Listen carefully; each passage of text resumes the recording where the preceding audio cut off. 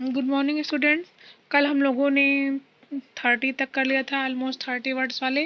अब हम लोग को ये लॉन्ग वाले करने हैं 100 to 150 वर्ड्स। ठीक है, इसमें 2-3 क्वेश्चन ही करने, इसको भी कर लेंगे, उसके बाद हमारा फर्स्ट चैप्टर जो है कंप्लीट हो जाएगा।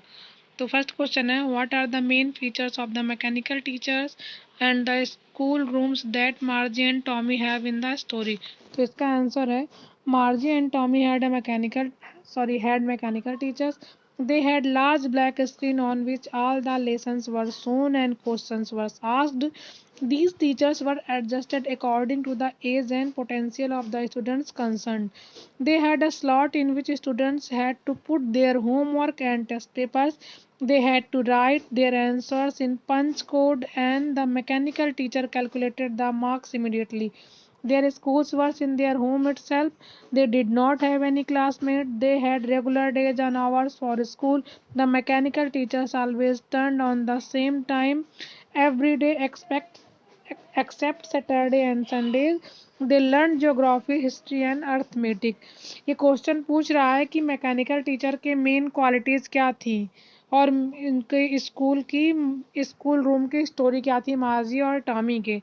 तो यहाँ पे वो बता रहा है कि क्या क्या जो आप लोग पीछे चैप्टर में पढ़े उसी में से इसको समराइज करके लिखना है।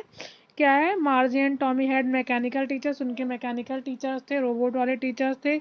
उनके पास एक बड़ी ब्लैक कलर की स्क्रीन होती थी जिसमें उनके लेसन्स दिखते थे, जैसे आप बुक में पढ़ते हैं वो लोग कंप्यूटर स्क्रीन पर पढ़ते थे।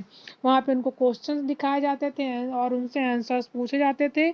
और जो टीचर रहता था वो जो भी बच्चा पढ़ रहा है, जैसे टॉमी और मार्जी है तो उसके एक एज के अकॉर्डिंग उसकी रफ्तार को, मतलब कि गति को सेट कर दिया जाता था कि बच्चे उसको आराम से आंसर कर पाए। और उनको टेस्ट देने के लिए पेपर्स नहीं मिलते थे, उनको उसी स्क्रीन पर ही अपने टेस्ट पेपर्स, मतलब अपना टेस्ट और पेपर उसी पर सबमिट करना होता था। उनका एग्ज़ाम भी स्क्रीन पर होता था। और उनके आंसर्स कैसे होते, एक कोड के माध्यम से होते थे। वो कोई क्वेश्चन पूछते थे तो एक कोड बताते थे और उससे उसका इनका पता चलता था कि इनका आंसर सही है कि गलत है।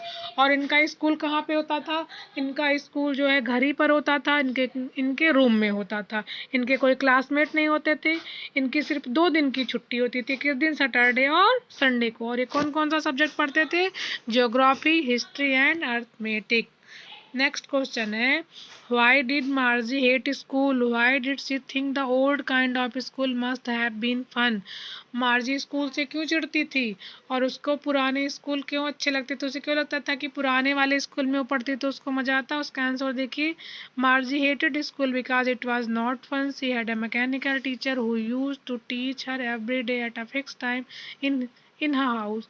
She hated the part when she had to insert the homework and test paper in the slot of the mechanical teacher. She did not like the fact that she had to write her answer in punch code. Her disliking for the mechanical teacher was increased even more when she was failing the performance well in failing to perform well in the geography test. She thought that the old kind of school must have been fun, as she imagined all the kids of the entire neighborhood coming together, laughing and shouting in the schoolyard. She imagined that they would sit together in the classroom and go home together at the end of the day. They would learn the same things and could help one another with the homework. Also, the teachers were human beings that would make the learning process more interactive. All these aspects made her believing that the old kind of school must have been fun. अब ये question पूछ रहा है कि मार्जी अपने school से और अपने स्कूल टीचर से ज़्यादा हेट क्यों करती, नफरत क्यों करती थी, और उसे क्यों लगता था कि जो ओल्ड काइंड ऑफ स्कूल थे वहाँ पर ज़्यादा मज़ा आता था। तो इसका भी एक कारण था क्योंकि वो बार बार ज्योग्राफी के टेस्ट में फेल हो रही थी, इसलिए भी उसको, और दूसरी ना उसको पंच कोड फिल करना अच्छा नहीं लगता था।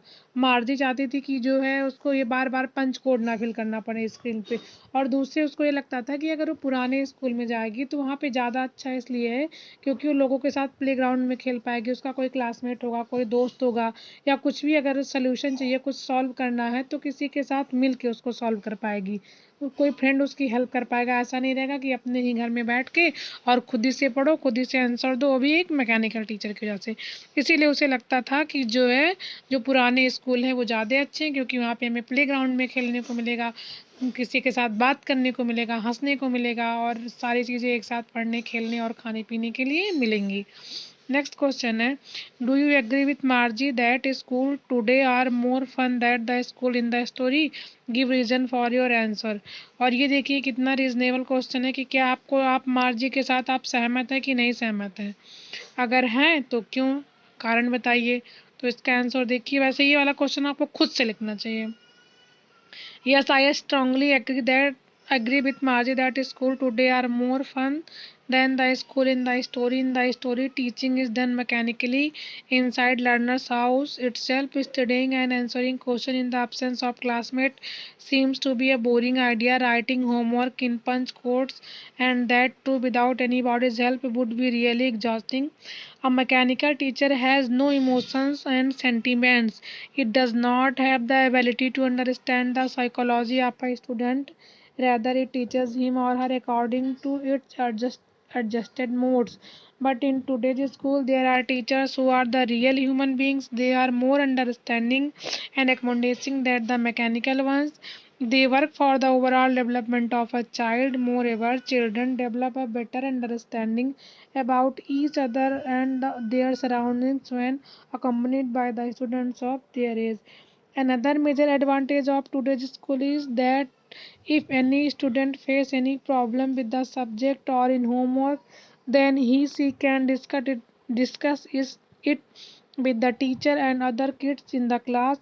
It is impossible to do such discussion with a mechanical teacher. In today's schools, kids learn various qualities like sharing, respect, obedience, kindness, etc. They are encouraged to take part in the games, sports, and other activities which are necessary for the overall development of a student. Thus, all these factors prove that schools today are more fun than the school in the story. और इस answer में ये बताया गया है कि कैसे जो एक रियल टीचर आपको पढ़ाता है वो ज़्यादा अच्छा है इन कंपैरिजन ऑफ है मैकेनिकल टीचर।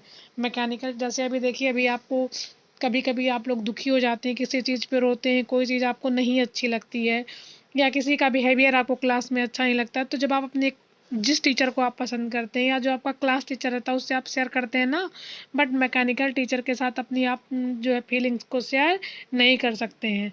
तो ये यहाँ पे कह रहा है कि जो ह्यूमन बीइंग है, जो हमें समझता है, जो हमारी भावनाओं को समझता है, उससे पढ़ना या जिससे हम कुछ क्वेश्चन करेंगे जो हमारे कोर्स के बियॉन्ड होगा, कोर्स के बाहर की चीज़ें होंगी, उसके साथ पढ़ना समझना ज़्यादा आसान है और ज़्यादा अच्छा है इन कंपैरिजन में कि मैंने कंप्यूटर से कहा ए, तो अगर मेरा आंसर सही है तो उसने कहा यस, और अगर मेरा आंसर गलत है तो उसने कहा नो। और इसलिए उससे पढ़ना आसान नहीं है क्योंकि उसके पास कोई फीलिंग्स नहीं होती हैं और वो उसी तरीके से काम करेगा जैसे कि उसकी स्पीड सेट कर दी गई है, ना कि उस तरीके से काम करेगा जिस तरीके से बच्चा सोच रहा है या स्टूडेंट सोच रहा है। ये देखिए आपके सारे लॉन्ग आंसर कंप्लीट हो गए हैं और ये थिंकिंग अबाउट लैंग्वेज करना है। ये चीज़ें यहाँ से लेके थिंकिंग अबाउट लैंग्वेज से ले करके कि कैसे इसको यूज़ करना है वर्ड्स को, और ये देखिए आपको यहाँ पे फिल इन दी ब्लैंक्स करना है, एडवर्ब करना है। तो ये सारा चीज़ हम लोग कब करेंगे, जब ग्रामर पोर्शन स्टार्ट करेंगे ना तब इसको करेंगे, ठीक है। क्योंकि बिना पढ़े करने का कोई मतलब नहीं, जब आप पूरा पार्ट्स आप स्पेस पढ़ लेंगे, फिनिश कर देंगे, तब ये सारी चीज़ें करेंगे।